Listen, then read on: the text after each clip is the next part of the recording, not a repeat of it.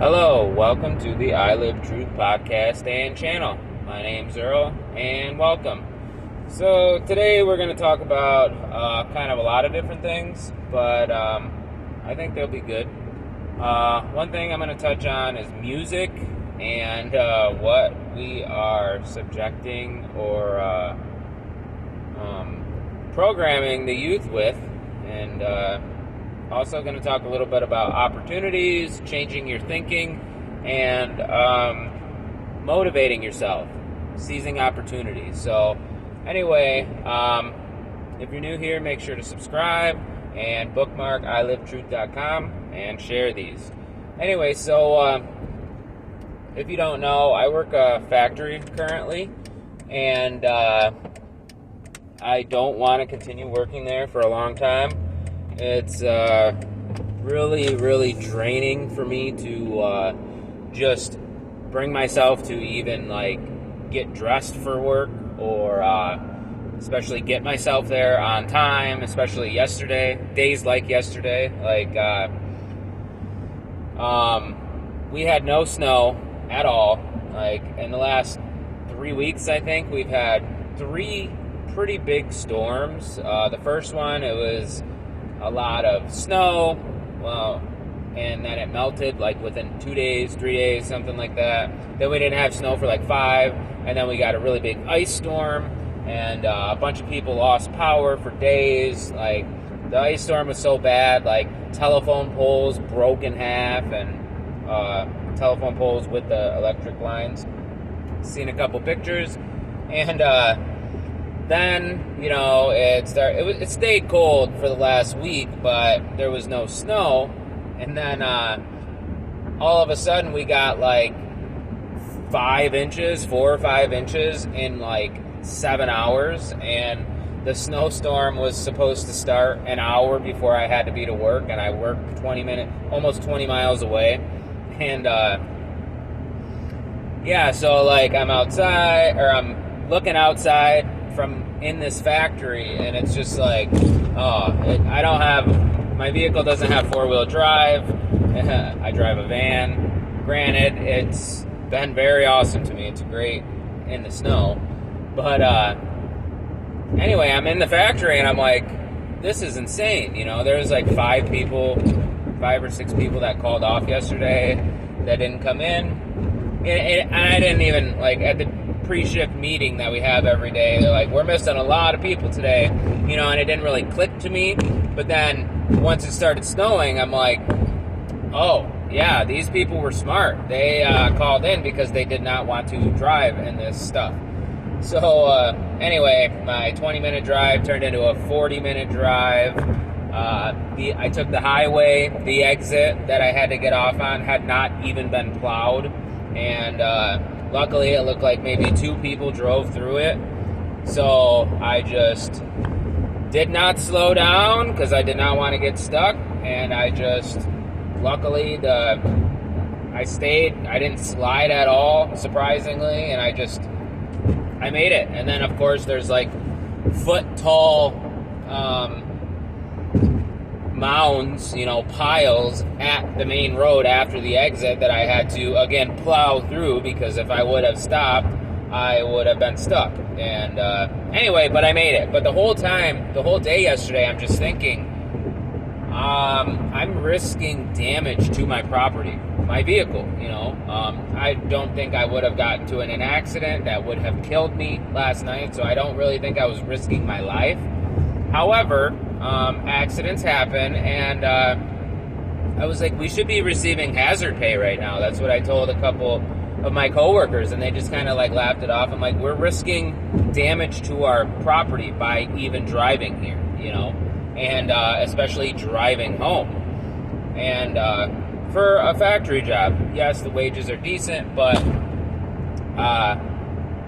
they don't care about you. You're just a number, you're a slave, and that's a fact, But anyway, so I've been really, over the last couple days, 2-3 days, I've really made it a priority. My main priority, other than my kids, is getting this business going, my flooring installation business. And I did some work before I started at his factory a few months ago, and I walked down a main road in a small town around here, and I left business cards with every business that would allow me to, like on their bulletin board, and I received a text message like right after I made the conscious decision to prioritize my business, because I have no time for anything. Like, I feel drained constantly. I get like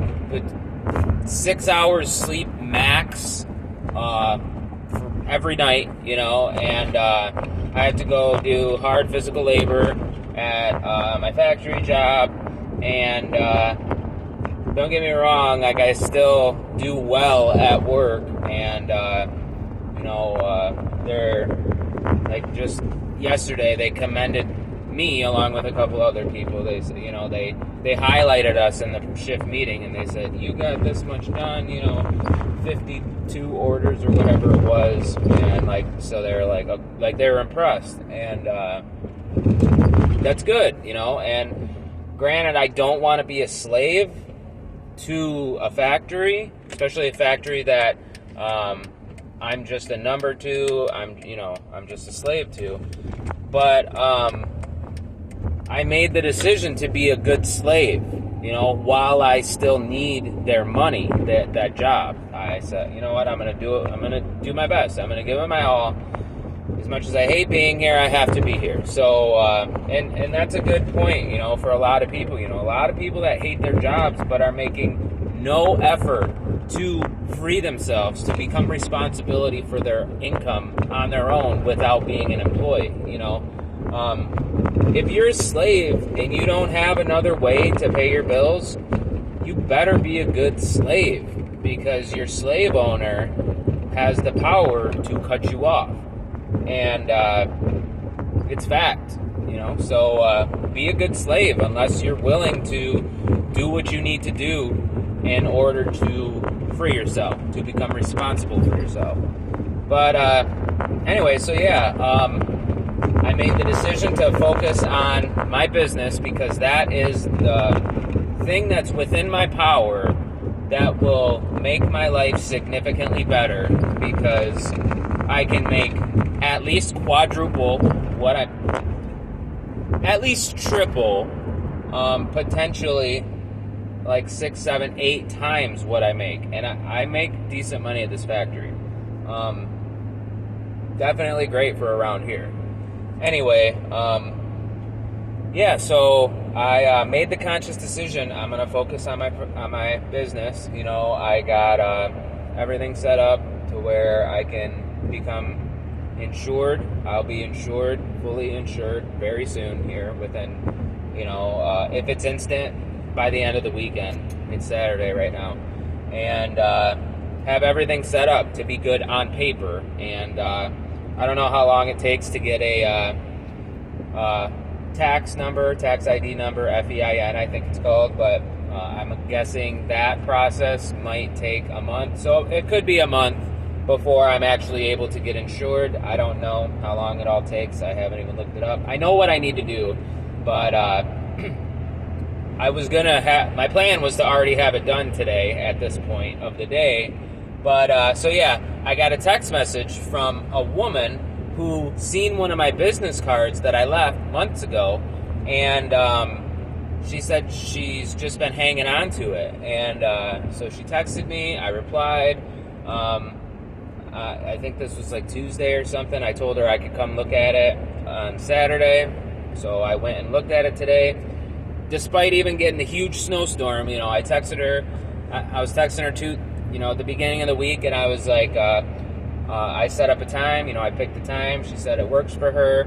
I said, all right, I'll text you the morning of just to confirm we're still good. And we got the huge snowstorm. And I messaged her like 9-something this morning, and she's like, oh, good, I'll be here. I was unsure because we got all the snow, and I'm like, I'm from Michigan, this is no thing. So, anyway, I was talking with her, and this woman is like, she's awesome, she's an older woman, and she's an artist. She's She's a graphic design artist. She works for a newspaper, and she was telling me that somebody at the newspaper place got one of my business cards, and she seen it from them or something. I don't know exactly. But she was saying that like a big company, a main company, installed her carpet, and now there's like bubbles. I don't even know if that's what they're called, but there's like ripples, where the carpet's coming away from the walls. Like they didn't trim it enough, and they didn't pack it down along the edges. I don't even know the terms for these things, but there's a big ripple in the middle of her floor, and another one in her closet. And so she grabbed my business card, and she thought about that immediately. She's like, I would much rather call somebody who's going to get all the money compared to calling a big company and them taking a cut, and it saves her money too. And I did not charge her. I charged her a little bit more than triple my factory wage, and it's only going to be a couple hour job. Even at most, if it takes me twice as long as I'm guesstimating it will take me, I will still be making about double my factory wage. But even if I was making half my factory wage, it would be worth it, because it's a stepping stone to having the life I want. Because, I've said this a bunch of different ways, but the fact that I have to be at a certain place every time, no matter what, no fail, regardless of what it's like outside, this place never closes. Even if there's no power, there was no power. I had vacation or called in sick this day, but that factory lost power, and it did not have power for an entire shift, and they didn't even send the people home. Like a transformer blew up, and like, it was just crazy. Like, anybody could tell that they were not going to have power back for a very long time, and they had to stay there. Like, that place does not close. And it's one of the biggest steel distributors in America, and they're growing, and they make money. It's a zero-debt company. It's a good company to work for if you don't mind being a slave to somebody. Anyway, so I went and looked at the job today. The woman was like, it's not a rushed situation, and she's like, yeah, do a good job. There's nobody advertising for this type of work, for flooring work, that's doing it on their own. They're all big companies, and she's like, yeah, put an ad in the paper. There's nobody doing it. She was talking about handyman stuff too. Not that I'm sure I even want to do handyman stuff. However, it's a good potential source of income other than the flooring for myself. Do source of income directly from who needs it. One of the reasons why I hate factories so much, other than being locked in a building for a very long time and not seeing outside and just getting dirty and noisy and just doing repetitive work, is the fact that I'm not directly helping somebody. I want to become big in my community. I want to know who lives around me. I'm not from this area, and it's like I miss running out to the store and seeing people I know. Even if it was people I didn't really care for, it was still that sense of familiarity. It's nice. And I think we as people crave that. And that's something I don't have. But it's important to know community. It's important to be able to get things without going to a giant corporation. Like, I get my raw milk from a farm, a local farm, my eggs, and I eventually want to get my meats. My neighbor came over today, my new neighbor. He just knocked on my door, and he brought me, I don't know, at least 6, maybe 10 pounds of venison. He's like, here, I'm the only one who eats this in my house. Do you eat it? And I'm like, yeah, man. Especially wild meat like that. Yeah. He's like, here, dude. It was a backstrap, a roast, a cube steak. Like, he's like, here you go. You still frozen? He's like, yeah, that's from the deer I got. But things like that, like, what are you going to do if the grocery store doesn't have any food? What are you going to do if your power gets shut off, like, for days, That just happened here. What are you going to do if the electricity goes out for a month? How are you going to survive? But even if those things don't happen, being a valued member of your community is worth it. Having social status, even if it's not, just being known in the community, people knowing that you're good, that is a priceless thing, and that's my goal, and you don't get that in a factory. You're just paid digitally, it's in your bank account. Nobody even hands you your check anymore, and yeah, that's convenient. It can be convenient, but what happens when that company doesn't value you anymore? Or if that company has to lay people off, whatever. So, anyway, I looked at the job, and then I went home to put together this table and chair set for my kids that my sister got them and sent them. It's all wood, all real wood. It's pine, but it's not particle board. There's a lot of assembly, so I did that. And then halfway through me putting it together, the guy that I used to do carpets for, which we had a disagreement about what he owed me when I was working for him, and like we both, I didn't really flip out on him. We did it over text message, but he has connections. He's been doing flooring installation for years, and I messaged him and I was like, hey, can you give me so-and-so's number? I asked for two people's numbers from him, and combined, those two guys own over 100 properties, and the guy I was doing work for, he turns down a lot of work because he's older. He doesn't want to do it anymore. He's not trying to get rich anymore. He's just trying to work as little as possible and have enough money to survive. And anyway, so I messaged him.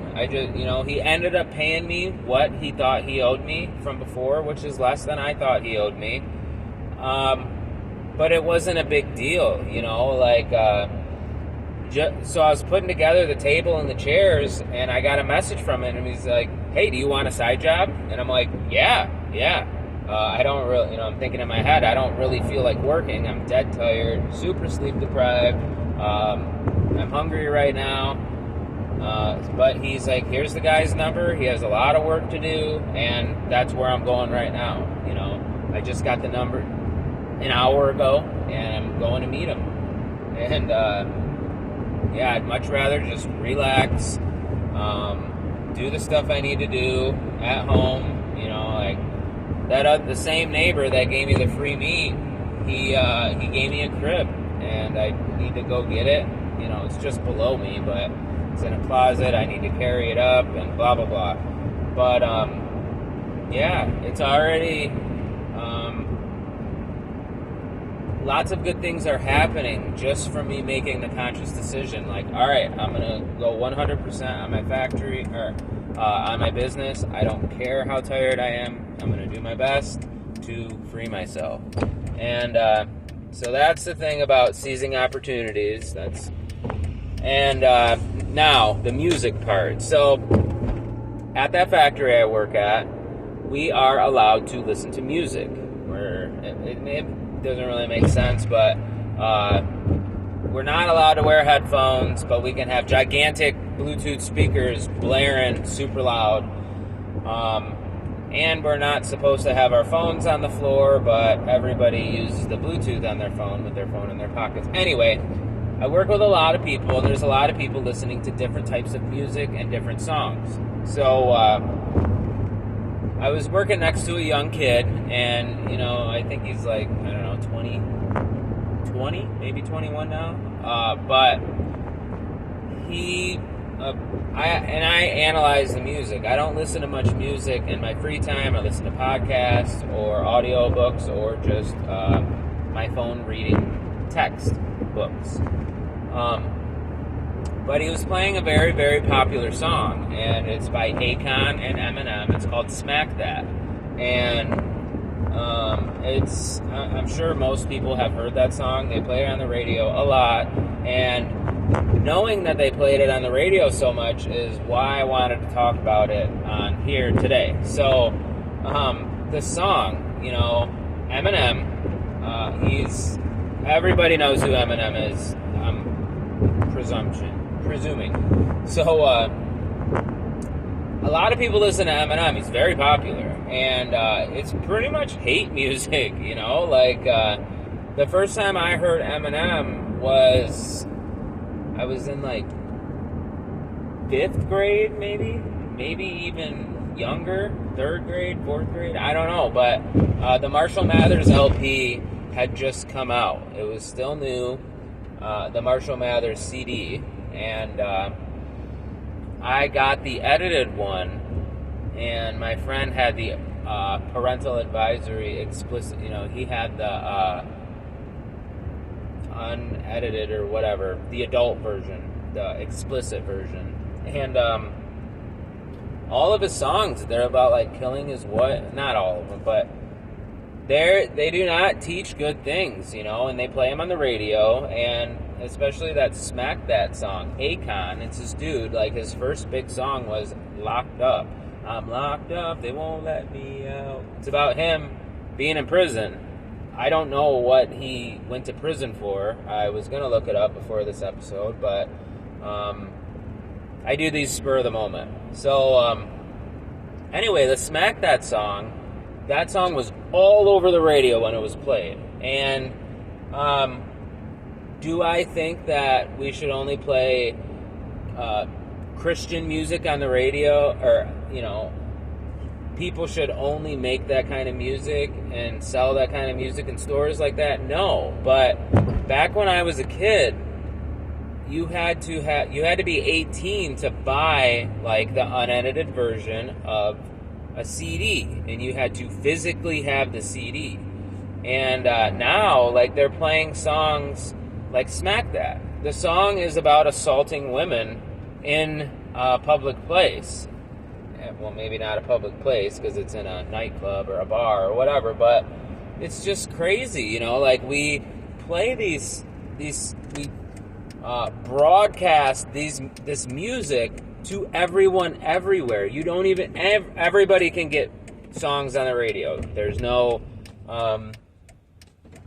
ID check, there's no anything at all. And we need to, as a society, I think we as people need to guard our children. And also women, that song is normalizing the objectification of women. And it's very apparent, it's obvious, and